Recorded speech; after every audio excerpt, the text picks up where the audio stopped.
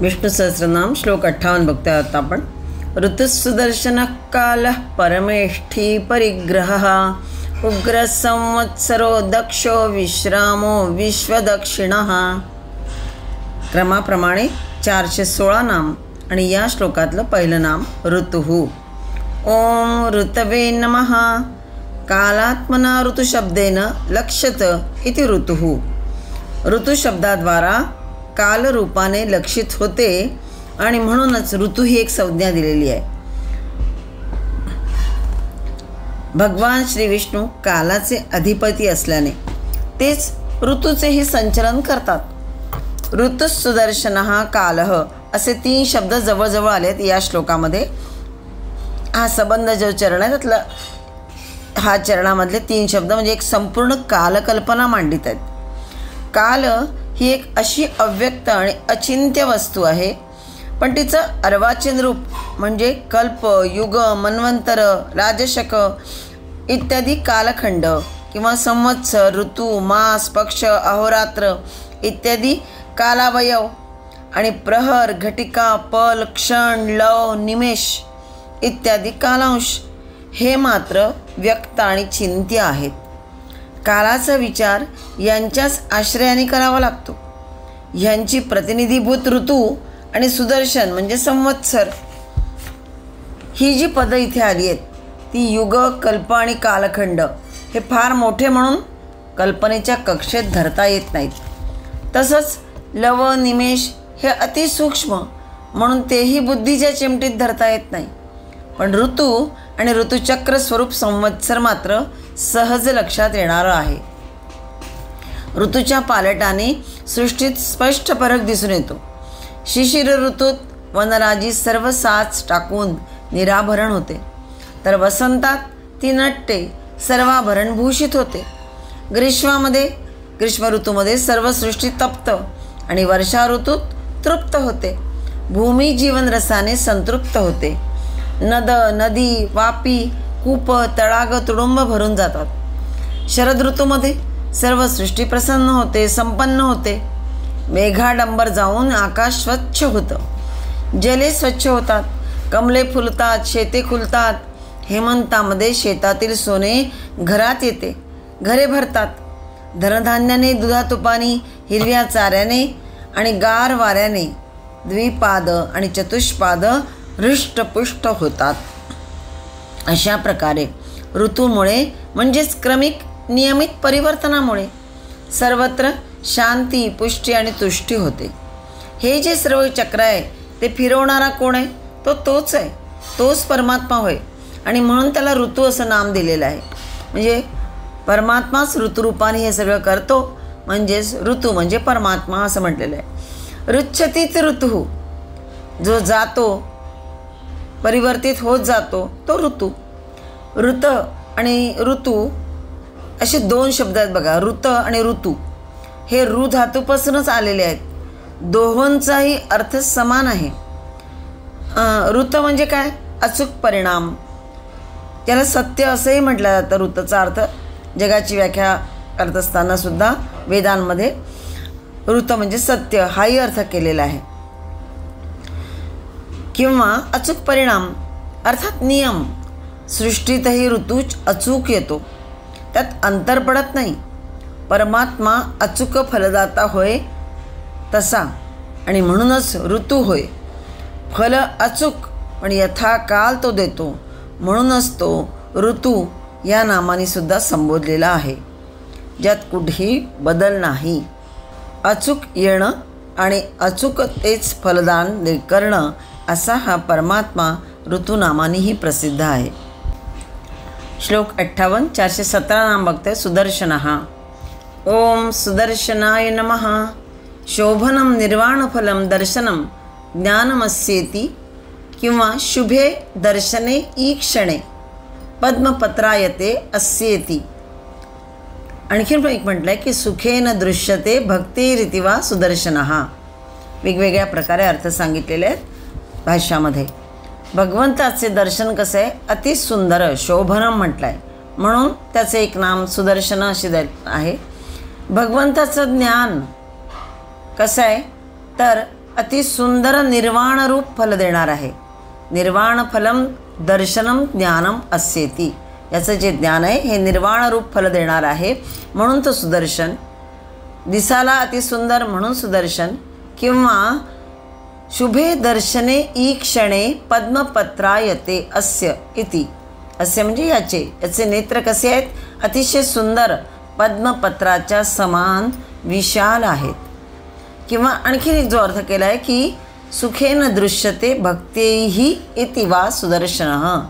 भक्तांच्या वरच्या प्रेमाने तो त्यांना सहज सुलभ असा दर्शन देतो आणि म्हणून तो सुदर्शन होय. सुचा अर्थ इथे सुलभतेने केलेला आहे, म्हणजे भक्तांच्या भक्तीमुळे जो बघायला सुलभ आहे असा तो. आणि बाकी ठिकाणी सुचा अर्थ चांगलं, अतिशय चांगलं अशा अर्थाने, सुंदर अशा प्रकारे वेगवेगळे अर्थ केलेले आहेत. सुगम, सोपा, सुंदर. किंवा ज्याच्या पवित्र दर्शनाने भक्तांच्या सगळ्या लौकिक चिंता दूर होतात तो भगवान श्री विष्णू सुदर्शन होय. मनुष्य अनेक पापे करतो आणि मग परिणामी ताप पावतो, म्हणजे त्याला त्रास होतो. याचं कारण त्याला शाश्वत आणि अशाश्वत याचा विवेक नसतो.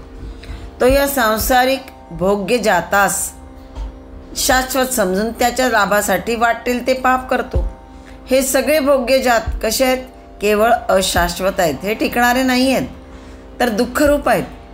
आरंभी ते वाटतात अमृतासारखे, पण परिणामी ते विषासारखे आहेत. 18व्या अध्यायात सुख म्हणजे काय याचे सुंदर 3 प्रकारे राजस, सात्विक आणि तामस सुख सांगितलेलं आहे. की विषेंद्रिय संयोगात दत्तदग्रे मृतोपमम परिणामी विषमिव तत्सुखम राजसम स्मृतम.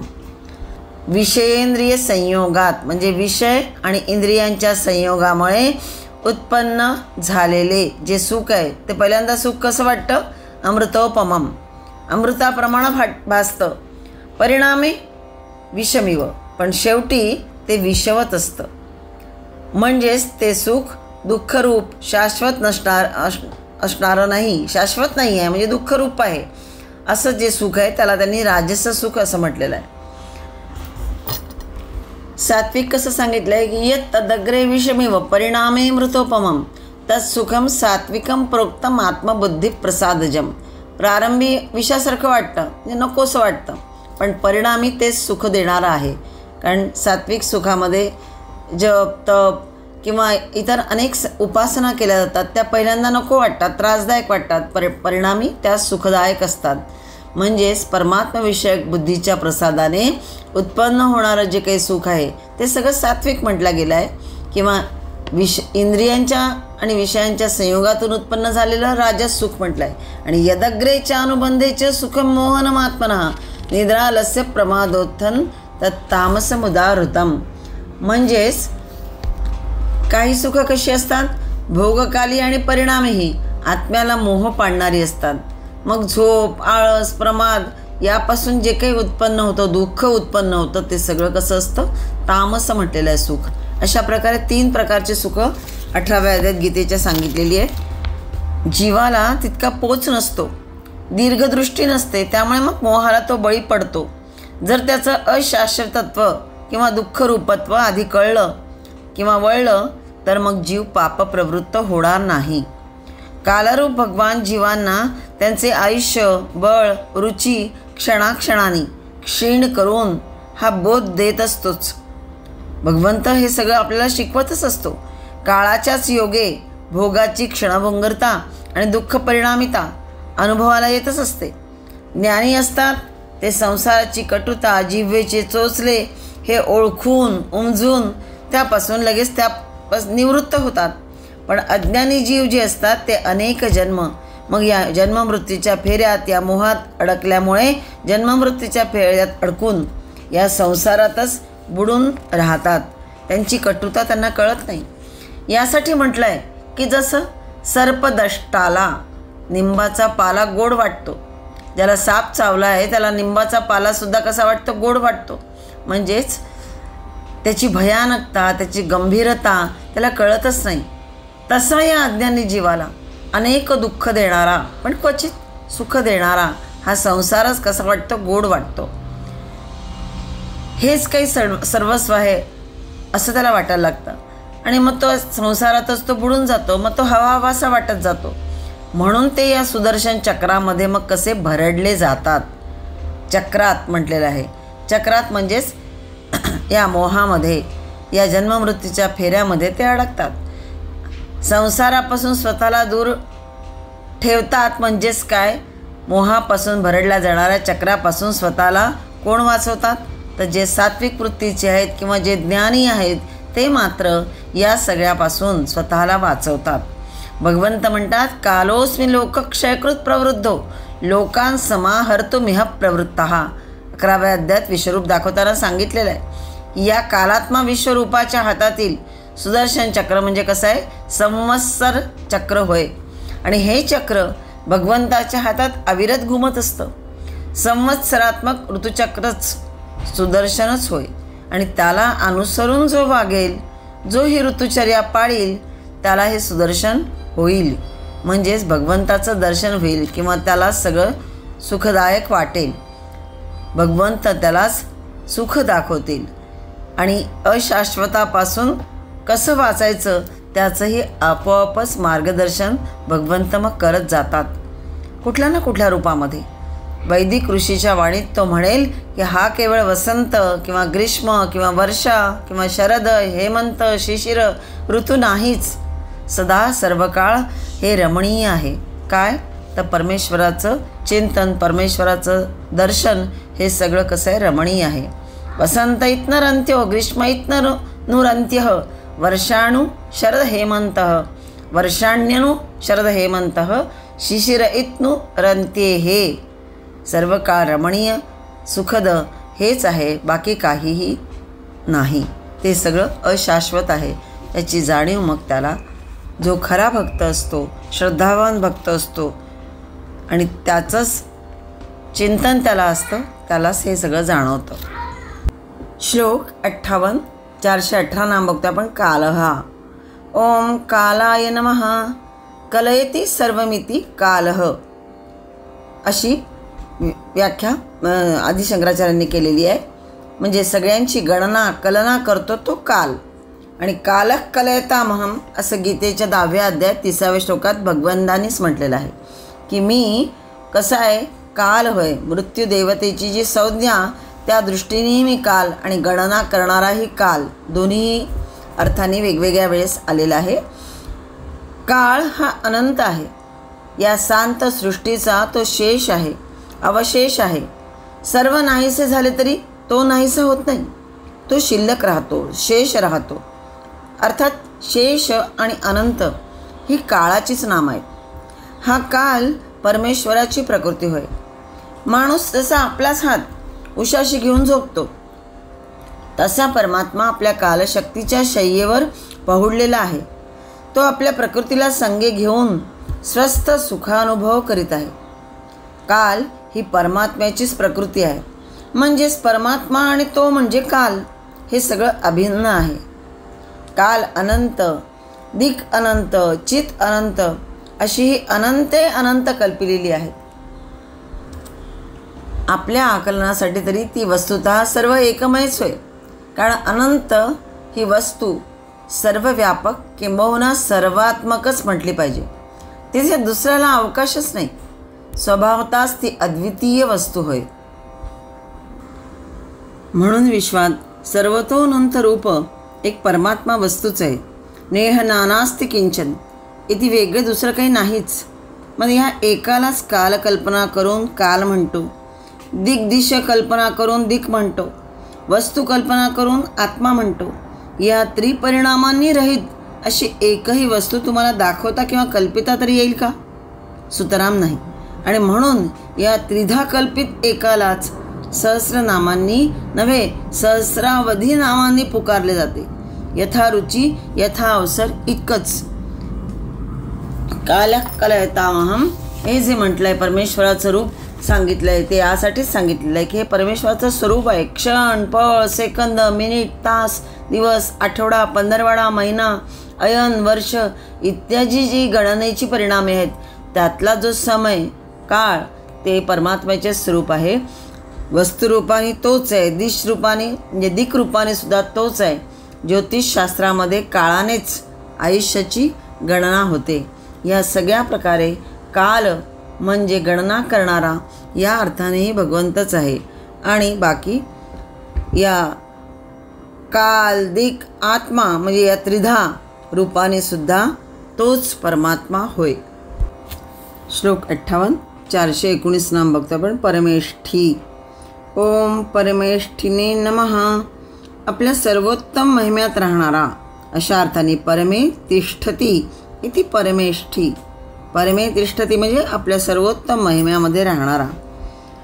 परमे प्रकृष्टे स्वे महिम्नि हृदयाकाशे स्थातुम शीलमस्येति परमेष्ठी असाही भाष्य केलेलं आहे. आणि परमेष्ठी विभ्राजते असंही म्हटलं आहे. म्हणजे परमेष्ठी रूपाने जो सुशोभित आहे तो परमेष्ठी, जो सर्वोत्तमपदी विराजमान आहे तो परमेष्ठी. वास्तविक परमेष्ठ असं रूप पाहायला पाहिजे होतं, परंतु वाणीने परमेष्ठी रूपच पसंत केलं. जसं जगजेठी तसं परमेष्ठी ब्रह्मदेवासाठी हे रूप नाम आलेलं आहे. भूतमात्रांच्या दृष्टीने जो हृदयाकाशात असल्याने हृदयाकाशे स्थातुम शीलमस्येति असं म्हटलेलं आहे. म्हणजेच भूतमात्राच्या दृष्टीने जो हृदयाकाशात असल्याने कसा आहे, अत्यंत सुलभ आहे. जो गुणांमध्ये सर्वश्रेष्ठ आहे त्यालाही परमेष्ठी असंच म्हटलं आहे. संस्कृतमध्ये याचा अर्थ असा आहे की दिव्य, ईश्वर, निर्माता असेही अर्थ केलेले आहेत परमेष्ठीचे. म्हणजे दिव्य किंवा तो जो आहे तो श्रेष्ठ ईश्वर किंवा निर्माता. यद्गत्वान निवर्तन्ते तद्धाम परमं मम. जिथे गेल्यानंतर पुनरागमन नाही ते सर्वोच्च पद म्हणजेच परमपद म्हणजेच परमात्मा होय. परमे तिष्ठती इति परमेष्ठी. योगाच्या पायऱ्या कल्पलेल्या आहेत. जसं भूः, भुवः, स्वहा, महा, जनः, तपः आणि सत्यम. हे जे सप्तलोक आहे हे योगारोहाच्या 7 भूमिका आहेत. तशा भोगाच्या या 7 कल्पिल्या पण आहेत. जसं या ज्या आत्ता सांगितल्या भू, भुव, स्वह, मह, जनः, तप, सत्यम या योगारोहाच्या 7 भूमिका आहेत. आणि भोगाच्या सुद्धा 7 कल्पिल्या आहेत. कोणत्या? तर तल, अतल, वितल, तलातल, रसातल, महातल आणि पाताल. चढत चढत योगी शिखराला पोचतो आणि सामान्य जीव बुडत बुडत रसातलाला, महातलाला जातो. रस, कामिनी, कांचन हे जे 3 हे भोगाचे त्रिविध सार आहेत. त्याशिवाय परमलोभतो तो भोगी होय.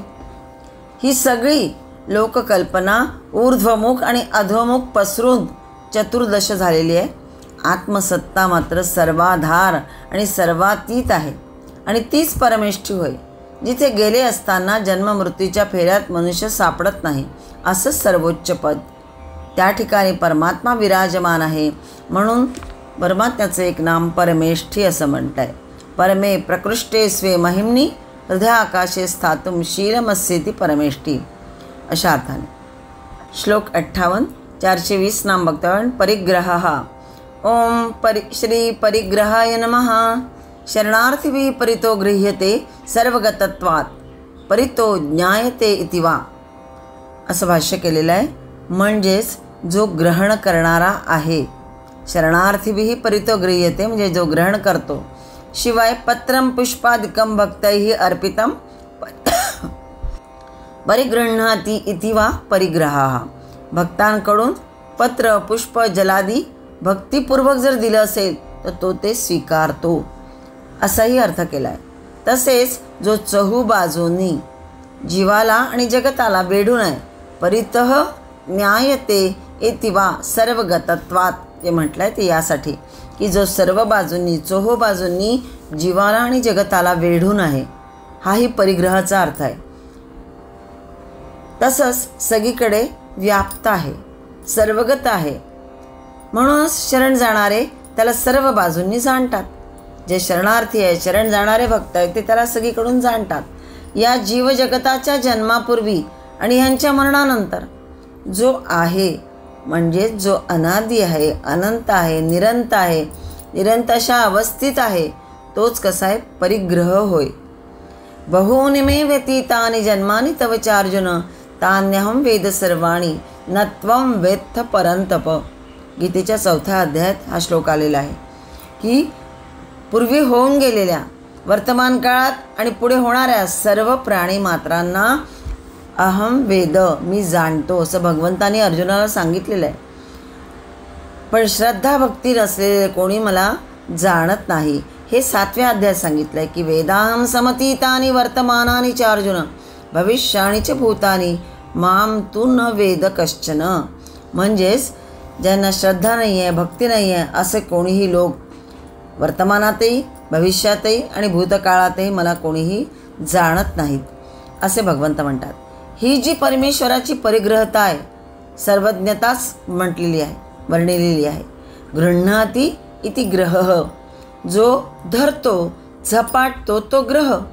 परिग्रह म्हणजे 2 शब्द आले आहेत ना, परी आणि ग्रह. त्या ग्रहाचा अर्थ घेतलेला आहे की गृह्णाती ती ग्रह, जो धरतो, झपाटतो तो ग्रह. परंतु हा ग्रह म्हणजे झपाटणारा भूतयोनी जीव कोणाला तरी केव्हा तरी झपाटतोच. आणि त्या झपाटण्यात किंवा झडपणीत मग जीव ताळ्यावर राहत नाही, स्वतंत्र राहत नाही. तो त्या ग्रहाच्या लहरीप्रमाणे वागत असतो. ग्रह परतंत्र असतो. हे जीव जगत तसे परमात्म्याच्या सत्तेने परितः म्हणजे सर्वतोपरी झपाटलेलेच आहे. हे जे जीव किंवा जगतसुद्धा परमात्म्याच्या सत्तेने झपाटलेले आहे, सर्वतोपरी म्हटलेले आहे आणि कायमचे झपाटले आहे. तो नाचविल तसे तो नाचत असतात. सर्वस्वी परतंत्र आहे, सगळं भगवंताच्या हाती आहे. आणि म्हणून परमात्मा परिग्रह म्हणायचा आहे. परितः गृह्यते इति वा परिग्रह, जिकडे पाहावं तिकडे आढळणारा, चोहो बाजूला जो हा पसरला आहे तो पसारा म्हणजे सुद्धा परिग्रह होय.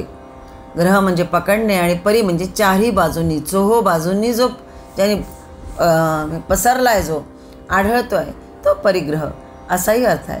हा सगळ्या विश्वाचा विस्तार म्हणजे परमात्म्याचा पसाराच होय.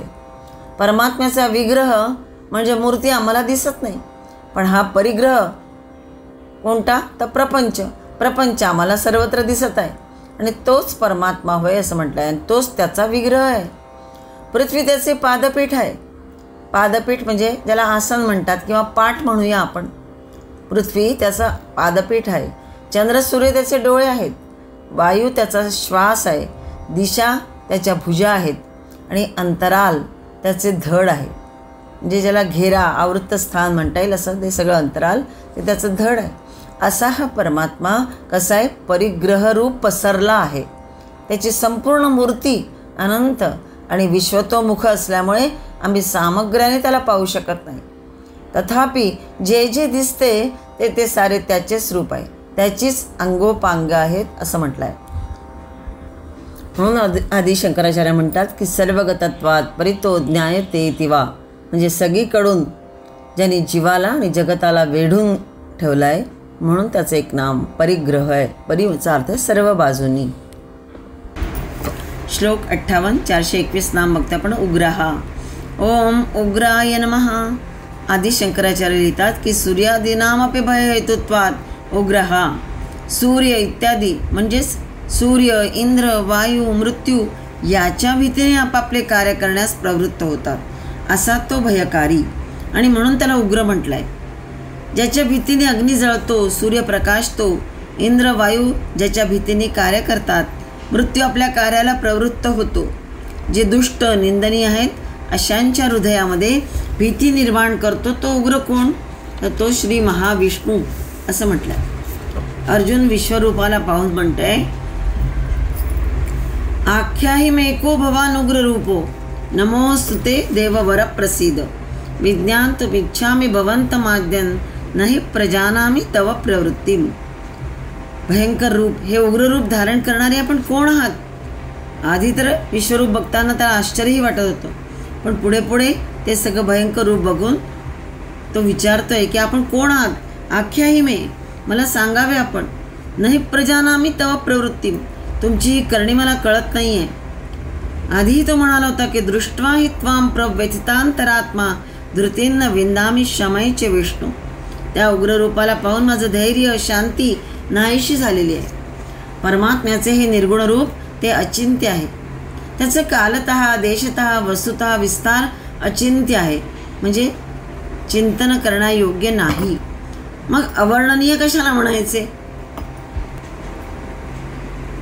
तरी सुद्धा माणसाला कळण्यासाठी, आकलन होण्यासाठी अचिंत्याचे चिंतन, म्हणजे ज्याचं चिंतन करण्या येऊ शकत नाही त्याचंही चिंतन, आणि जे अवर्णनीय आहे त्याचे वर्णन तो करू पाहतोय, तेच खरोखर उग्र आहे, भयावह आहे, माणसाला गोंधळात टाकून देणारे आहेत.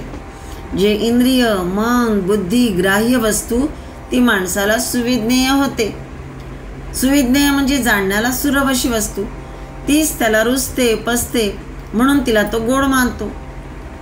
जी अतिंद्रिय अवाङ्मनस गोचर वस्तू आहे ती त्याला आकलन होऊ शकत नाही, आणि तिची ती अनाकलनीयताच त्याला काय भेडसावते आहे, व्यथित करते आहे. त्यामुळेच तो तिला पाहून म्हणतोय की दृष्ट्वाद्भुतम रूपमुग्रं तवेदं लोकत्रयं प्रव्यथितं महात्मन दृष्ट्वा लोकाः प्रव्यथितास्तथाहं. हे सगळं बघून गीतेच्या 11व्या अध्यायातलं विश्वरूप दर्शनचं हे सगळं वर्णन आहे, आणि हे सगळं बघून अर्जुनाला व्यथित झालाय अर्जुन ते सगळं पाहून. आणि तो म्हणतोय की तिन्ही लोकसुद्धा आपणाला हे पाहून सगळे व्यथित होतील, कारण 2 पाय, 2 हात, 2 कान, 2 डोळे, 1 डोकं असलेला माणूस सर्वसामान्य आहे, पण ज्याला असंख्य डोकी आहेत तो तर अद्भुतच म्हटला पाहिजे, भयावहच म्हटला पाहिजे. ज्या आत्मसत्तेने हे सर्वतोअनंत रूप विचित्र विश्व धारण केले आहे तिला अद्भुत, भयानक वा उग्र म्हणायचं नाही तर काय म्हणायचं? ते काही सौम्य रूप नव्हे, रुचणारे पचणारे तर रूप नव्हेच. परमात्म्याचे विश्वरूप एका बाजूनी निर्गुण तर दुसऱ्या बाजूनी सगुण साकारही आहे, आणि ही दोन्ही दर्शने अनाकलनीय आहे, अर्थातच व्यथित करणारीच आहे. दोन्ही दर्शने तर अद्भुत आणि भयानक आहेतच. राक्षस कसा भयानक असतो त्याची छायासुद्धा भयानक असते, तद्वतच त्याप्रमाणेच ज्याशी गुजगोष्टी कराव्या असं ते दर्शन नव्हे. ज्याला डोळे भरून पाहावे, ज्याला बाहू भरून कवटाळावे, ज्यावर रुसावे, ज्याबरोबर बसावे, हसावे, असं हे स्वरूप तसे सौम्य नव्हे. आणि म्हणून कसा आहे तो परमात्मा उग्र आहे असं अर्जुन म्हणतोय की आपलं हे विश्वरूप जे आपण बघितलं आहे हे कसं आहे? उग्र आहे, अद्भुत आहे. अग्नीमध्ये सर्व दग्ध होतं म्हणून अग्नी हा उग्र होय. परमात्मा सत्तेच्या तेजात सर्व विश्व वितळून पार नाहीसे होते, म्हणून परमात्मा उग्र म्हणावायचा. सूर्य तेजात अंधार उरत नाही तसा परमात्मा तेजात हा प्रपंच नाहीसाच होतो, आणि म्हणून परमात्मा काय आहे? उग्र म्हणावायचा, म्हणून त्याचं एक नाम उग्रही घेतलेलं आहे. श्लोक 58 422 नाम संवत्सरः. ओम संवत्सराय नमः. संवसन्ति भूतानि यस्मिन् इति संवत्सरः. आदी शंकराचार्य भाष्य करताना म्हणतात की जो सर्व प्राणीमात्रांचे वसती स्थान आहे किंवा सर्व भूतमात्र यस्मिन म्हणजे याच्यामध्ये निवास करतात, संवसंती त्याला त्यांनी संवत्सर म्हटलं आहे. कालाच्या विशिष्ट विस्तारामध्ये प्राणी जगतात आणि अनुभव ग्रहण करतात, म्हणून तो संवत्सर वर्ष आहे. संवयती असंही म्हटलं जातं. संवत्सर ह्या कालगणनेचा एकम आहे आणि म्हणून तो कालाचा प्रतिनिधी होय. आमचं संपूर्ण जीवन कालाधीन आहे. कालशक्तीने ग्रह गोल उदयास येतात, मावळतात. कालशक्तीनेच त्यांचं जीवन चाललेलं आहे. असा हा काल सर्व नियामक आहे. पण मनुष्याला वाटतं मग आमचं कर्तृत्व ते काय राहिले? आम्ही काय निवड काळाच्या हातातले बाहुले आहोत? आमचंही कर्तृत्व आहेच काही. महाभारतात याबाबत विचार आला आहे. तो दिसायला विरोधी आहे. कालो वा कारणम राज्ञो राजा वा काल कारणम इति ते संशयो मा भूत राजा कालस्य कारणम. काळ हा राजाचा नियामक नसून राजाच काळाचा नियामक आहे. म्हणजे चांगल्या वा वाईट काळाचे प्रवर्तन राजा करीत असतो असं म्हटलं जातं. राजा कालस्य कारणम. पण हा विचार गोंडस जरी असला आणि माणसाचं आत्मस्वातंत्र्य प्रस्थापित करणारा दिसला नाही तरी तो मिथ्या आहे. भारताचे सार, महाभारताचे जे सार आहे ते गीता आहे आणि ती स्पष्ट म्हटलं आहे की मयैवैते निहता पूर्वमेवं निमित्त मात्रं भवसव्य साचिन. हे अर्जुना, जे मी पूर्वीच योजली आहे त्याला अनुसर, त्या कामी निमित्त मात्र हो. अहंकार करू नकोस. हे मी करीन ते मी करणार नाही असं म्हणू नकोस. अरे करणारा तू नाहीसच, तो परमात्मा स्वरूप काळच सर्व काही करीत नि करवीत आहे. कृष्णालाही कौरवांचा आणि यादवांचा विनाश टाळता आला नाही. पौरुष म्हणजे प्रयत्न म्हणजेच पुरुषार्थ जर कालप्रवाह बदलवू शकत असता तर कृष्ण या नरवीरांना का नाही वाचवू शकता. कृष्णाला ते नको होते असे तर नाहीच. दुर्निवार कालगतीने ते वैरवश होऊन विनाश पावले. हा काल म्हणजेच ईश्वरी प्रकृती होय. अर्थात ईश्वराहून ती अभिन्न आहे, ती अनंत आहे, ज्ञानस्वरूप आहे, सद्रूप आहे. तिची प्रवृत्ती शांत, साहंकार, अज्ञ जड जीवाला आकलन होऊ शकत नाही. जीवाचे सर्वात मोठं ज्ञानकर्तृत्व हेच की त्याने त्या पराशक्तीला वश होऊन राहावे. अर्जुन शेवटी तेच करतो की करिष्य वचनंतव. हा काळच अशा प्रकारे सर्व काही यथावत करतो आणि करवूनही घेतो. तो कधी रुकत नाही, चुकत नाही आणि म्हणून तो कसा आहे, संवत्सर, पुढे पुढे जाणारा असंही म्हटलेला आहे त्याचा अर्थ. श्लोक 58. 423 नाम भक्त आपण दक्षहा. ओम दक्षाय नमः. जगद्रूपेण वर्धमानत्वात् सर्व कर्माणि क्षिप्रम करोति इति वा दक्षहा. जगत रूपाने वाढवीत सगळी कार्य शीघ्रतेने आणि सावधान करणारा म्हणून त्याला दक्ष असं म्हटलं आहे. थोडक्यात कार्यकुशल, जो ब्रह्मांडाच्या उत्पत्ती स्थिती लयाचं कार्य अत्यंत सहजतेने कौशल्याने प्रतिज्ञापूर्वक करतो, तो भगवान श्री विष्णू दक्ष नावाने संबोधल्यास आश्चर्य वाटायला नको. क्रिया दक्ष किंवा कर्तव्य दक्ष असं म्हटलं आहे. आपल्या कर्तव्यात तो अप्रमत्त म्हणजेच कधीही चूक न करणारा. प्रमत्त म्हणजे चूक आणि अप्रमत्त म्हणजे चूक न करणारा होय. सत्यात न प्रमादितव्यम, धर्मात न प्रमादितव्यम, स्वाध्याय प्रवचनाभ्याम न प्रमादितव्यम. अशा प्रकारे श्रुतीने अप्रमादाचा म्हणजेच दक्षतेचा उपदेश दिला आहे. सत्यापासून कधीही मागे सरू नका किंवा त्याच्यापासून कधी चुकू नका. धर्मात न प्रमादितव्यम, धर्मापासून कधीही चुकू नका. आणि स्वाध्याय प्रवचनाभ्याम न प्रमादितव्यम.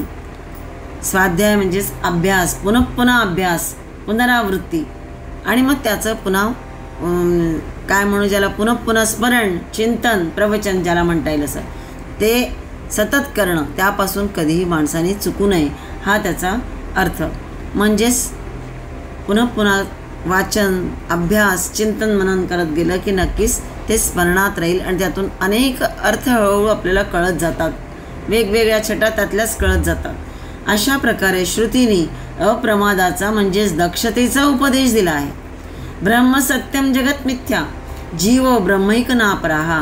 हे जे परमसत्य आहे म्हणजे जीव, जगत आणि ईश्वर यांच्या स्वरूपाविषयीचे, त्याविषयी अन्यथा धारणारूप प्रमाद होता कामा नये. त्या ज्ञेय ब्रह्मानंतर त्या निष्पन्न कर्तव्य ब्रह्म जो यज्ञरूप धर्म आहे त्याविषयी प्रमाद होता कामा नये. धर्म म्हणजेच काय, कर्तव्य, आपलं जे काही कर्तव्य कर्म आहे आणि जे काही शास्त्रात सांगितलेले आहेत त्याप्रमाणे तस्मात् शास्त्रम म्हटलेलं आहे. शास्त्रानुसार जे सांगितलेलं आहे, धर्मानुसार जे सांगितले आहे ते सगळे कर्तव्य कर्म जो यज्ञरूप धर्म त्याविषयी प्रमाद होता कामा नये. अर्थात कोणाही जीवाचा द्रोह होता कामा नये. सर्वभूत हिते रती अशी धरली पाहिजे. म्हणजे सर्व प्राणीमात्रांच्या ठाई रत म्हणजेच त्यांचा विचार करून त्याप्रमाणे आचरण असलं पाहिजे. त्यांना आवडेल असंही आपलं वर्तणूक असली पाहिजे.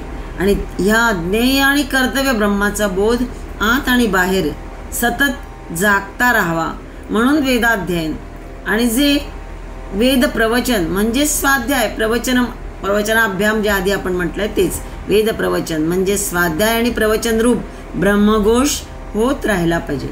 त्यात एक दिवसही प्रमाद होता कामा नये. असे हे त्रिविध ब्रह्मचर्य म्हणजेच अप्रमाद वा दक्षता होय सांगितलेलं आहे. परमात्मा दक्ष आहेच, अर्थात तो ज्ञप्ती आहे, कृती आणि उक्ती या जीवनाच्या त्रिपरिणामांच्या विषयी दक्ष आहे, त्रिदक्ष आहे. तो परमात्मा सहज त्रिदक्ष आहे. आम्हाला त्याबाबत प्रयत्न करावायच आहे. परमात्मा सहज आहे, पण सामान्य जीवांना किंवा ज्याला पुढे जायचं आहे त्या साधकाला सतत या बाबतीत प्रयत्न करायला हवा, दक्ष राहायला हवं, प्रयासपूर्वक दक्ष व्हायचं आहे. ज्याविषयी आम्हाला दक्ष असायला पाहिजे त्याबाबत आम्ही पूर्ण विस्मृत असतो. अशी आहे जीवाची आणि परमात्म्याची दोन ध्रुवासारखी परस्पर विरुद्ध स्थिती. सामान्य जीव या बाबतीत नेहमीच पुढे सरकत नाही, पण परमात्मा मात्र सदैव तसाच त्रिदक्ष आहे. दूरमेते विपरीते विशुची असं उपनिषद म्हणते, तर गीता तेच. या निशा सर्वभूतानां तस्याय जागृती संयमी यस्याय जागृती भूतानी सा निशा पश्यतो मुनेः या शब्दात प्रकट करते. साध्या मराठीत बोलायचे म्हणजे हा असा जीवाशिवाचा 36चा आकडा आहे. परमात्मा दक्ष आहे आणि सामान्य जीव प्रमत्त आहोत, म्हणजेच आम्ही प्रमत्त आहोत. पण आम्हाला या प्रमादाच्या अध्रुवाकडून त्या दक्षतेच्या ध्रुवाकडे प्रगती करावायची आहे. असा हा जीवनाचा दक्ष आहे, ज्याभोवती जीवलोक भ्रमत आहे.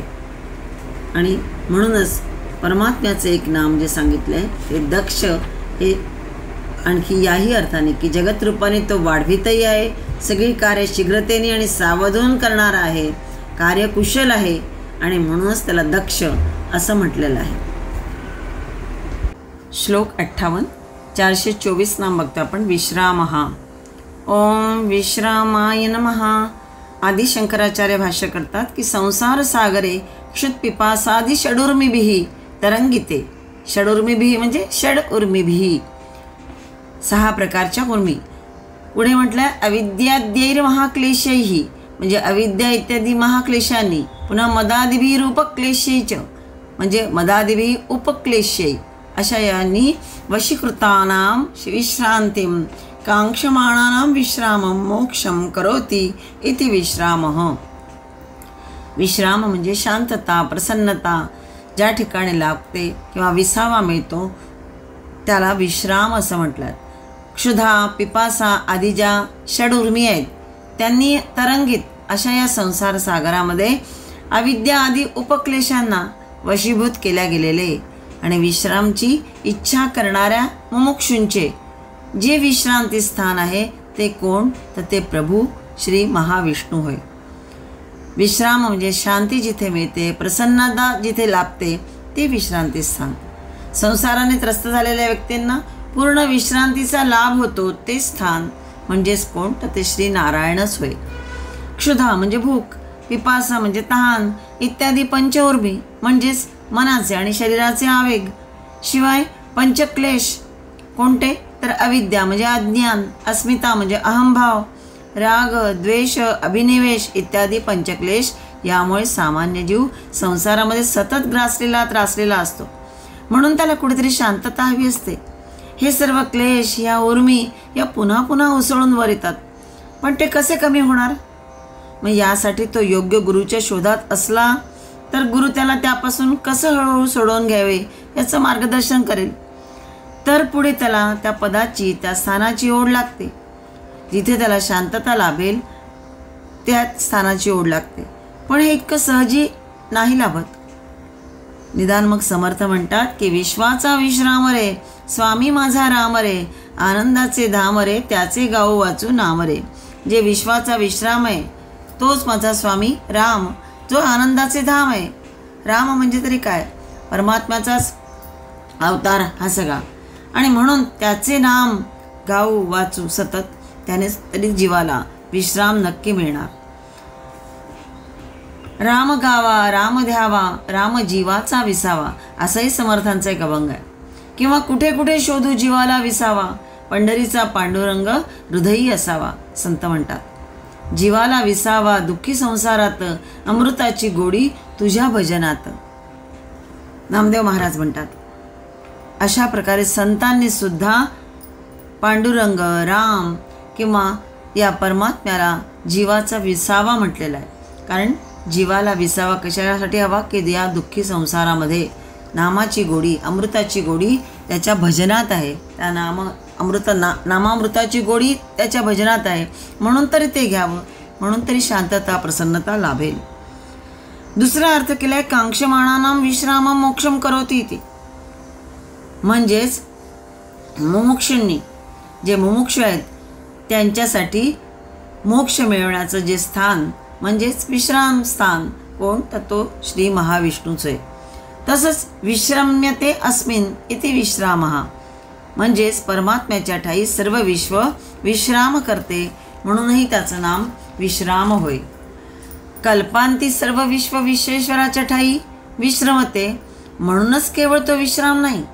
कल्पांती तर म्हणजेच प्रलयकाली हे सगळं विश्व त्याच्या ठाई विश्रमते म्हणून विश्राम नव्हे, तर तेवढंच म्हणून अर्थ नव्हे, तर त्याच्या ठाई रोज दिवसभराच्या मेहनतीने किंवा शारीर आणि मन थकल्यानंतर जेव्हा रात्रीची झोप असते म्हणजे जीव आणि जड सुषुप्ती अवस्थेत असतात तेव्हा त्याच्याच ठाई ते विश्रांत होत असतात.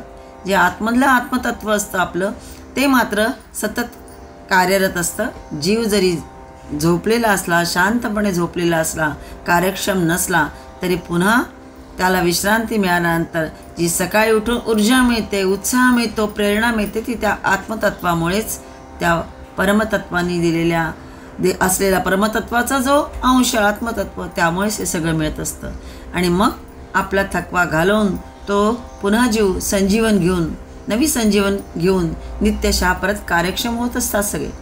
असं हे संजीवन जर मिळाले नाही तर जीवाजीव स्वकार्यक्षमता जी श्रमून क्षीण करून बसलेले असतात परत भरून काढू शकणार नाही. जीव उघडच श्रमतात आणि विश्रांत होऊन ताज्या दमाने परत कामाला लागतात. हे आपण सतत पाहतोच. जसं अजीव जड यंत्र देखील सुद्धा एकसारखं काम करीत नाही. त्यालासुद्धा कुठेतरी थंड ठेवावं लागतं, शांत ठेवावं लागतं. त्यालासुद्धा विश्रांतीची अपेक्षा असतेच. मग ते शांत झालं की पुन्हा पूर्ववत कार्यक्षम होतं. यंत्रज्ञ हे असं आहे, त्याला यंत्रज्ञ म्हणतात. असं हे विश्रमण आणि संजीवन ज्यात आहे आणि जिथून होते तोच कोण होय, परमात्मा होय. परमात्म्याच्या ठाई सारे विश्व विश्रांत होत असतं. त्यावेळी प्रत्येक भूत आणि जीवाजीव सत्व जे आहे ते आपलं वेगळेपण टाकून एकमय होत असतं. सुषुप्तीमध्ये ब्रह्म आणि मशक, व्याघ्र आणि शशक असा कुठे भेदच उरत नाही. तिथे सर्व नानात्व नाहीस होऊन एकाकारता केवलता नांदत असते. आणि हाच तो विश्राम होय, हाच परमात्मा होय. नाम आणि रूप धारण करणे हा खरोखर श्रम आहे, भार आहे. म्हणजे मी अमुक आहे, अमुक अमुक माझं कर्तव्य आहे, मला असं प्रसिद्धी मिळायला हवी, अशी कीर्ती मिळायला हवी. अनेक गोष्टींच्या चिंता माणसाला सतत नामरूपामुळेच असतात. या विचाराने मग भूत मात्र सतत भारावलेले आहे. ते दडपण गेल्याखेरीज जीवाला विसावा कुठला. आणि म्हणून ज्ञानदेवासारखे तत्वज्ञ म्हणतात, ज्ञानेश्वर महाराज म्हणतात की माझे असतेपण लोपो, माझे असतेपण लोपो, नाम रूप हारपो, जणे मज वासिपो भूत जात. आत्मज्ञानाची सर्व भूतहिते रताची जी आहे ती परमगती होय, परमावधी होय. आणि अत्र विश्वं भवत्येक नीडम, इथेच विश्वाला परिपूर्ण विसावा लाभत असतो. हे विश्वच कसं आहे, भव्य असं विश्व कसं आहे, एक नीडम म्हणजे घरटं आहे असं म्हटलेलं आहे. आणि त्या घरट्यातच जणू काही विश्राम मिळतो, विसावा लाभतो. आणि हे सगळं साकार करणारा, विश्व साकार करणारा, आकार देणारा त्याला आणि विश्वाचं सगळं भरणपोषण करणारा कोण, तर तो परमात्मा. तो मात्र ही सगळी कृती करून, हे सगळं करून, कार्य करून स्वतः मात्र शांतपणे पहुडलेला असतो. म्हणूनही त्याला विश्राम असं म्हटलेलं आहे. श्लोक 58 425 नाम बघता आपण. विश्वदक्षिणः ओम विश्वदक्षिणाय नमः. विश्वस्मात् दक्षिणः शक्तः विश्वेषु कर्मसु दाक्षिण्याद्वा विश्वदक्षिणः. म्हणजे सगळ्यामध्ये दक्ष अर्थात समर्थ अथवा समस्त कार्याला, विश्वेषु कार्येषु म्हटलेलं आहे, म्हणजे समस्त कार्यामध्ये कुशल असल्यामुळेच भगवंताचं एक नाम विश्वदक्षिण असं आहे. खरंच जिज्ञासू वृत्तीने जर बघितलं तर सहस्रनामातील प्रत्येक नामामध्ये एक महान सर्वव्यापक अर्थ भरलेला आहे. भगवंताच्या नामाचा महिमाच खरं अगाध आहे. एक एक नाम यथास्थानी मागे पुढे जसे यायला हवे तसे गुंफून परमसुंदर परम आनंदप्रद अनुभव देणारे आहे. कधी साहित्यिक या अर्थाने आपण बघितले, म्हणजे सौंदर्यपूर्ण असं ऋतुनाम बघितलं आपण, त्यामध्ये किती सुंदर प्रकारे सांगितलेलं आहे. कधी अर्थालंकाराची पखरण, कधी आध्यात्मिकदृष्ट्या त्यात गहन अर्थ भरलेला आहे असे पण नामं बघितली आपण. त्याचे गुण सांगणारी नामं बघितली आपण. म्हणजे आणि ही जी गुण सांगणारी नाम आहे ती मनुष्याच्या विकासाला फायदा होईल अशीच आहे. अशा प्रकारे विष्णू सहस्रनामातील प्रत्येक नाम हा गहन अर्थ भरलेला आहे आणि सौंदर्यपूर्ण असे सगळं नाम आहे. म्हणालाही अतिशय गोडवा त्या नामांमध्ये आहे. आता या नामाचा अर्थ बघू विश्वदक्षिणाचा, की सर्व कौशल्याचा सर्व कर्तृत्वाचा उगम कोण आहे तर तोच आहे, कारण तोच स्वतः अत्यंत कुशल असून तत्पर आहे. गीतेने या विश्वदाक्षिण्याला परमयोग म्हटलेलं आहे. जे गुण परमात्म्याचे तेच गुण या योग्याचेही आहे. जणू स्थितप्रज्ञ कसा असावा, आदर्श गुरुमूर्ती कशी असावी, योगी कसा असावा, हे सगळं सांगत असताना प्रत्येक अध्यायात सुंदर प्रकारे भगवंताने सांगितलं. इथेही सांगितलं आहे की आत्मौपम्येन सर्वत्र समम पश्यति यो अर्जुन सुखम वा यदि वा दुःखम स योगी परमो मतः. सगळीकडे आत्मौपम्य दृष्टीने जो बघतो तो योगी, किंवा सुख असो किंवा दुःख असो सगळीकडे समस्थितीत जो राहतो तो योगी परम होय, असं श्रेष्ठ होय असं माझं मत आहे, असं भगवंताने सांगितलेलं आहे. दुसरा अर्थ सांगितला आहे की परमात्मा हा सर्वांना अनुकूलच आहे, कोणाला प्रतिकूल नाही. म्हणून गीतेत पुन्हा 9व्या अध्यायात पण सांगितलेलं आहे की समोहम सर्वभूतेषु न मे द्वेष्योऽस्ति न प्रियः. मी सर्वांच्या बाबतीत सर्वभूत मात्रांच्या ठाई अनुकूलच आहे, कोणाचाही मी द्वेष करीत नाही किंवा कोणीही मला अतिप्रिय असंही नाही, असं मी कोणाच्याही बाबतीमध्ये भेदभाव करीत नाही असं भगवंत म्हणतात. कोणाला प्रतिकूल नाही हा त्याचा मागचा अर्थ. दक्षिण शब्दाचा अर्थ अनुकूल केला आहे.